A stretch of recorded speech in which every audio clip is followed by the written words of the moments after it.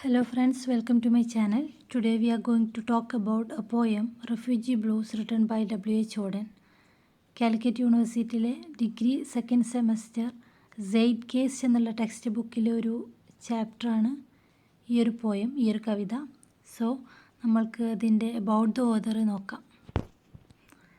W.H. Auden was born in 1907, raised in the West Midlands of northern England. He was influenced by the poetry of T.S. Eliot. His first collection of poetry is poems. It published in 1930. It inaugurated the movement of English, was known as the Auden generation. അപ്പോൾ W.H. Auden 1907 ജനിക്കുന്നത്. Northern ഇംഗ്ലണ്ടിലെ west മിഡ്ലാൻഡ്സിലാണ് അദ്ദേഹം വളരുന്നത്.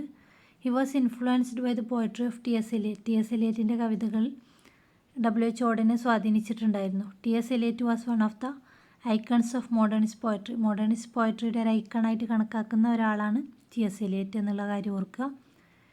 അദ്ദേഹത്തിൻ്റെ ആദ്യത്തെ collection, അതായത് W.H. Audenൻ്റെ ആദ്യത്തെ പോയട്രി കളക്ഷനാണ് പോയംസ്. 1930കളിലാണ് ഇത് പബ്ലിഷ് ചെയ്യപ്പെടുന്നത്. ഈ ഒരു കവിത പബ്ലിഷ് ചെയ്യുന്നതോട് കൂടിയിട്ട് ഒരു മൂവ്മെൻറ്റ് ഇനാഗുറേറ്റ് ചെയ്യാൻ, അതായത് ഓഡൻ ജനറേഷൻ എന്നുള്ള ഒരു മൂവ്മെൻറ്റ് തന്നെ ഇനാഗുറേറ്റ് ചെയ്യാൻ W.H. Auden സാധിച്ചു.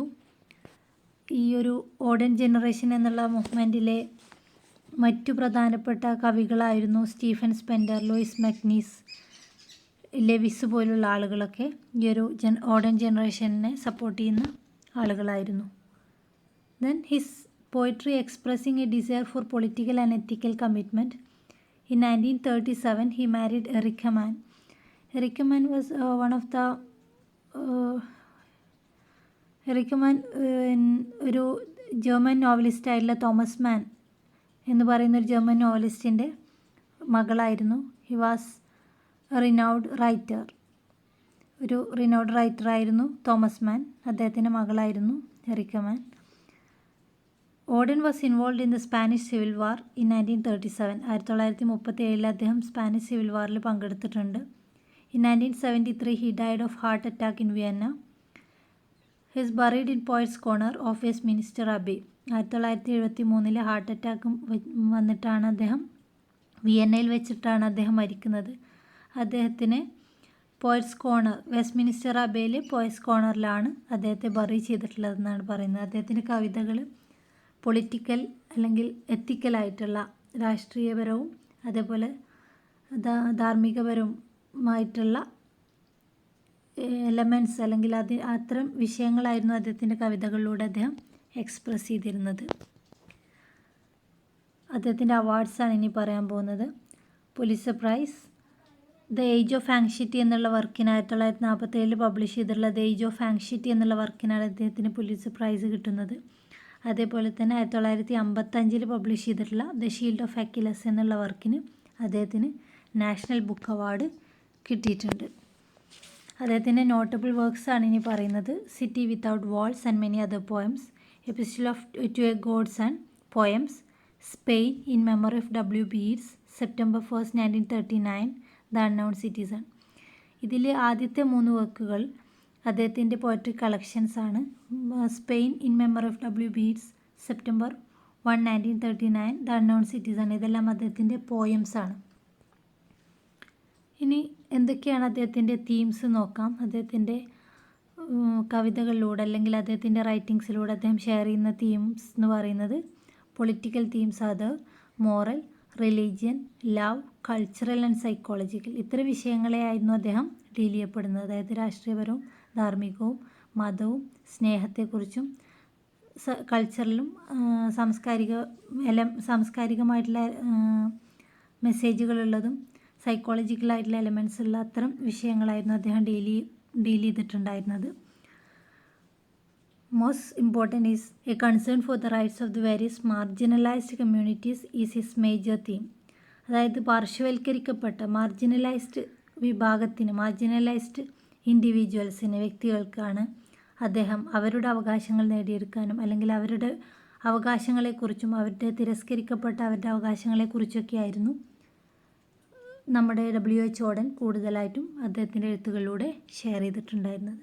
ഇനി നമുക്ക് let's discuss about the very short introduction of this poem, Refugee Blues. നമുക്ക് റെഫ്യൂജി ബ്ലൂസ് എന്ന് പറയുന്ന ആ ഒരു പോയത്തിൻ്റെ ഏറ്റവും ഒരു ഷോർട്ട് ഇൻട്രൊഡക്ഷൻ നോക്കാം. The speaker of the poem is a Jewish refugee who is addressing to his beloved about the sad plight of the refugees of the world. അപ്പോൾ the speaker of this poem is a Jewish refugee. ഇതിൽ speaker എന്ന് പറയുന്നത് ഒരു Jewish റെഫ്യൂജിയാണ്. Who is addressing to his beloved, അദ്ദേഹത്തിൻ്റെ ലവറോട് സംസാരിക്കുകയാണ്. ഈ ഒരു ജൂയിഷ് റെഫ്യൂജി ആയിട്ടുള്ള വ്യക്തി അദ്ദേഹത്തിൻ്റെ കാമുകിയോട് സംസാരിക്കുകയാണ്. About the sad situation of the refugees of the world, ലോകത്തിലെ റെഫ്യൂജീസിൻ്റെ അവസ്ഥകളെക്കുറിച്ച്, അവരുടെ വിഷമകരമായ അവസ്ഥകളെക്കുറിച്ചാണ് ഇവിടെ സ്പീക്കർ അദ്ദേഹത്തിൻ്റെ ബിലൗഡിനോട് സംസാരിക്കുന്നത്. The term blues stands for A song that lemons or depressing. ഇവിടെ ബ്ലൂസ് എന്ന് പറയുന്നത് ഒരു ലെമൻറ്റിങ് സോങ്ങിനെ സ്റ്റാൻഡ് ചെയ്തിട്ടാണ് ഈ ഒരു ബ്ലൂസ് എന്നുള്ള ഒരു വാക്ക് ഇവിടെ ടേം ചെയ്യപ്പെടുന്നത്.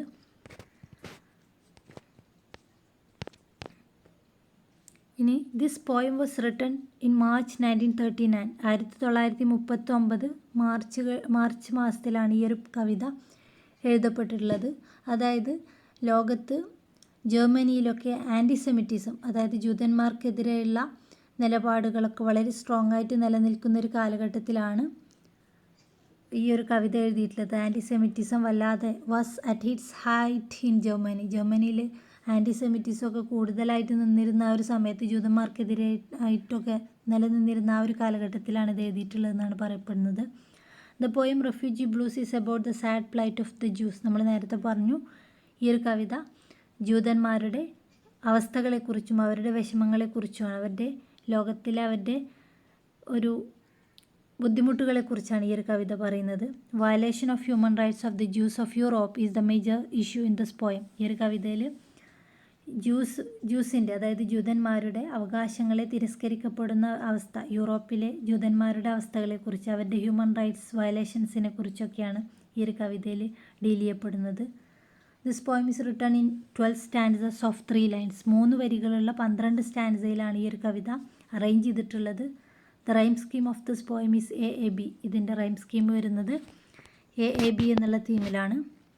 ഇത്രയാണ് ഈ ഒരു കവിതൻ്റെ ഏറ്റവും ഷോർട്ടായിട്ടുള്ള ഇൻട്രൊഡക്ഷൻ. വരുന്ന വീഡിയോയിൽ നമുക്ക് സ്റ്റാൻസ വൈസ് സമ്മറി ആഡ് ചെയ്യുന്നതായിരിക്കും. So hope you understand. Thank U.